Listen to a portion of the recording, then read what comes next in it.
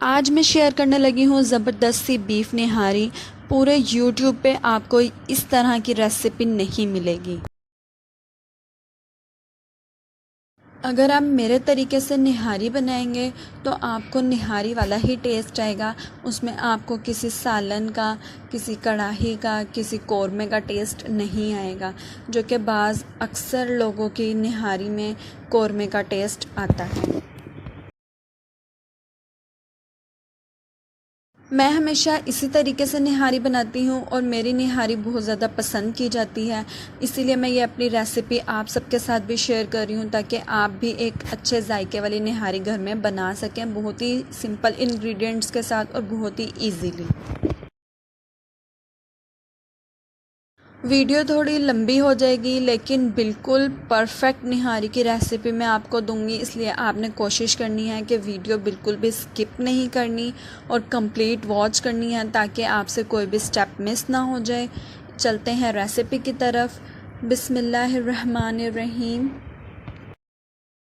आप मेरी इस रेसिपी को अपने पसंद के मीट के साथ बना सकते हैं। यहाँ पे मैं बीफ निहारी बना रही हूँ और ये मैंने बोंग का गोश्त लिया है एक तरफ और दूसरी तरफ है बीफ की नॉर्मल बोटी है प्लेट में, और ये वाला गोश्त जो है ये है बोंग का गोश्त इस तरह होता है।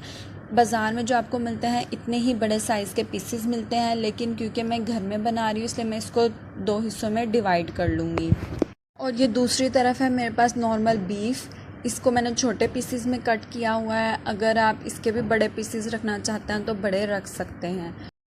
जो लोग बोंग का गोश्त नहीं पसंद करते हैं उनके लिए ये मैंने बीफ का सादा गोश्त डाला है। और प्याज लिया है मैंने 4 मीडियम साइज़ की, इसको मैंने बारीक स्लाइस कर लिया है। आ जाते हैं कुकिंग की तरफ। एक बड़ा पतीला ले लिया है। पतीला आपने जितनी आपकी निहारी है उससे डबल क्वांटिटी का लेना है, कि उससे डबल क्वांटिटी उसमें आ जाए। 1 कप भरकर मैंने ऑयल लिया था। ऑयल को गर्म करने के बाद मैंने प्याज शामिल की है। तेज़ गर्म ऑयल में आपने प्याज डालनी है, ताकि प्याज हमारी बहुत ज़्यादा सॉफ्ट ना हो जाए। अब हम प्याज को इतने फ्राई होने देते हैं, बीच बीच में हम इसका चम्मच चलाते रहेंगे। इतने हम कर लेते हैं दूसरी तैयारी। लहसुन के जवे हैं, एक पूरा लहसुन का फूल था, उसके मैंने जवे निकाल लिए हैं। हमाम दस्ता लिया है और यहाँ पे मैं शामिल कर रही हूँ 3 टेबलस्पून भरकर सौंफ। साबुत सौंफ है, इसको हमने बारीक क्रश कर लेना है। हमने इसका पाउडर नहीं बनाना। इसको मैंने बारीक क्रश कर लिया है और एक अलग कटोरी में निकाल कर रख दिया है। अब आ जाते हैं अपने लहसुन की तरफ। लहसुन की जो ट्रिक है वो भी मैं आपको बता देती हूँ कि निहारी में किस तरीके से हमने लहसुन का यूज़ करना है। लहसुन अदरक का पेस्ट आपने निहारी में बिल्कुल भी नहीं डालना। लहसुन को हम अच्छे से कूट लेते हैं ताकि इसका सारा रस जो है वो निकल जाए। लहसुन अदरक का पेस्ट आपने निहारी में नहीं डालना, ये बात आप अच्छे से नोट कर लें। अब लहसुन को हमने अच्छे से कूट लिया है, उसका सारा रस निकल गया है। उसको एक कटोरी में डाल रही हूँ और उसके बाद मैं यहाँ शामिल करूँगी पानी। ये देखिए इस तरह से थोड़ा सा पानी हमने इसमें शामिल कर दिया है। तकरीबन 4 टेबलस्पून पानी है और इसको हम रख देंगे 15 से 20 मिनट के लिए। ये प्रोसीजर आपने प्याज डालने के बाद कर लेना है, ताकि इतनी देर में हम अपने गोश्त की भुनाई वगैरह करें तो इतने हमारा जो लहसुन है वो पानी में पड़ा रहे। यहाँ पे देखें माशाल्लाह से प्याज का कलर चेंज होने लगा है। बीच बीच में मैं चम्मच चलाती रही थी। प्याज का कलर हमने बहुत ज़्यादा डार्क नहीं करना, सिर्फ इतना ही करना है जितना मैंने आपको दिखाया है। कहीं कहीं से प्याज हमारी वाइट है और कहीं से बिल्कुल लाइट सा कलर आया है। अब इसमें हम शामिल कर देंगे अपना बीफ। इतने आप जल्दी से मेरे चैनल को सब्सक्राइब कर लें और प्यारा सा कमेंट करना, लाइक करना ना भूलें। गोश्त को आपने अच्छे से वॉश करने के बाद, साफ़ करने के बाद ऑयल में शामिल करना है। बिल्कुल ड्राई गोश्त हमने डाला है। अब हमने इसकी कर लेनी है भुनाई इस तरह करनी है। पहले जो हमारा गोश्त है वो पानी छोड़ेगा, तेज़ आंच पे हमने इसकी भुनाई करनी है। यहाँ पे आपने फ्लेम को स्लो नहीं करना। 10 मिनट बाद मैं आपको इसकी कंडीशन दिखाती हूँ। ये इसकी कंडीशन है, गोश्त ने अपना पानी छोड़ दिया है और इस तरीके से हम इसको मिक्स करते रहेंगे। अभी इसकी भुनाई करते हुए मुझे 10 मिनट हुए हैं।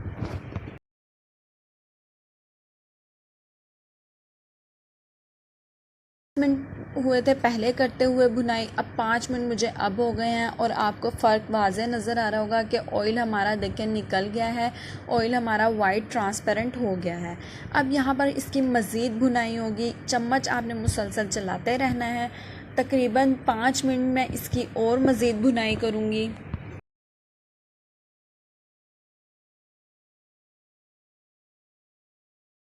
यहाँ पे आपने इसकी भुनाई का टाइम लाजमी नोट कर लेना है कि 20 मिनट जो है मैंने ऑयल में गोश्त डालने के बाद उसकी भुनाई की है। अब ये देखें जो हमने लहसुन का पानी बनाया था, इसको हमने कैसे यूज़ करना है। इसको हम एक स्ट्रेनर लेंगे और उसमें इसको स्ट्रेन कर देंगे। इस तरीके से अच्छे से इसको स्ट्रेन करने के बाद इसको हम दबाकर इसका सारा रस निकाल लेते हैं। और ये लहसुन जो है ये हम निहारी में शामिल नहीं करेंगे। ये आप इस लहसुन को तड़के वगैरह के लिए या किसी और सालन में डालने के लिए स्टोर कर सकते हैं।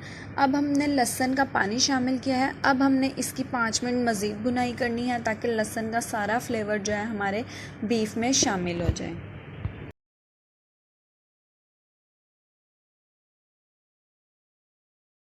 माशाल्लाह से बहुत ही खूबसूरत हमारे बीफ की तलाई हो चुकी है, ऑयल भी बिल्कुल सेपरेट हो गया है। यहाँ आपने गोश्त की तलाई लाजमी करनी है, चाहे आपके पास चिकन हो, बीफ हो या मटन हो। अब हम शामिल करेंगे स्पाइसेस। 2 टेबलस्पून भरकर मैंने यहाँ पे नमक लिया है। 3 टेबलस्पून भरकर पिसी हुई लाल मिर्चें शामिल करूँगी। हाफ़ पैकेट में शान निहारी मसाले का यूज़ करूँगी। 1 टेबलस्पून ही यहाँ पे मैं हल्दी का यूज़ करूँगी। तमाम इंग्रेडिएंट्स इस रेसिपी के साथ बिल्कुल परफेक्ट हैं। मिर्च नमक अपने टेस्ट के अकॉर्डिंग आप कम या ज़्यादा कर सकते हैं। यहाँ पे अब हम सौंफ का पाउडर शामिल करेंगे। बारीक पाउडर नहीं है, कुटा हुआ है, जो हमने वीडियो में स्टार्ट में किया था। अब ये अदरक पाउडर है, इसको सूंठ भी कहते हैं। आप इसको इजीली बाहर से ले सकते हैं। सूंठ भी आप कहकर ले सकते हैं। साबुत सूंठ होगी उसको आप अमाम दस्ते में कूट लीजिएगा तो वो भी आप इस तरह डाल सकते हैं। और या इस तरह से पैकिंग में अदरक का पाउडर आता है, ये भी आप यूज़ कर सकते हैं। 1 टेबलस्पून मैंने सूंठ का पाउडर शामिल किया है, अदरक का पाउडर शामिल किया है और थोड़ा सा इसमें मैंने पानी शामिल किया है। 1/3 कप पानी शामिल करूँगी। यहाँ पे पानी में हमने तमाम मसालों की अच्छे से भुनाई कर लेनी है। थोड़ा ही पानी शामिल करना है, हमने ज़्यादा पानी इसमें नहीं डालना। और पानी ड्राई करने तक हमने तमाम मसालों की अच्छे से भुनाई कर लेनी है ताकि हमारे तमाम मसाले जो हैं वो अच्छे से यकजान हो जाए और गोश्त के साथ उसका फ्लेवर शामिल हो जाए। अच्छा, यहाँ पे मैं आपको बता दूं कि यही रेसिपी आप मटन के साथ सेम इसी प्रोसेस से बना सकते हैं। लेकिन अगर आप चिकन के साथ निहारी बनाना चाहते हैं तो उसके लिए आपने क्या करना है, उसके लिए आपने इसका भुनाई का जो टाइम है उसको हाफ़ कर देना है। यानी कि अगर 20 मिनट आपने गोश्त की पहले तेल में भुनाई की थी तो चिकन की आप 10 मिनट करिएगा। और इसी तरह अच्छे से मसाले में उसको भी आप भून लीजिएगा। अब यहाँ पर ऑयल बिल्कुल सेपरेट हो गया है, पानी जो हमने डाला था वो बिल्कुल ड्राई हो गया माशाल्लाह से।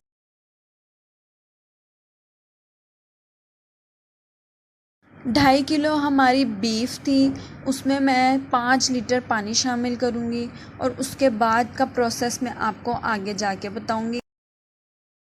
यहाँ पे मैं निहारी को पकाऊंगी 4 से 5 घंटे, लेकिन क्योंकि हमारा बीफ बीच में टेंडर हो जाएगा इसलिए हम बार बार बीच में इसको चेक करते रहेंगे।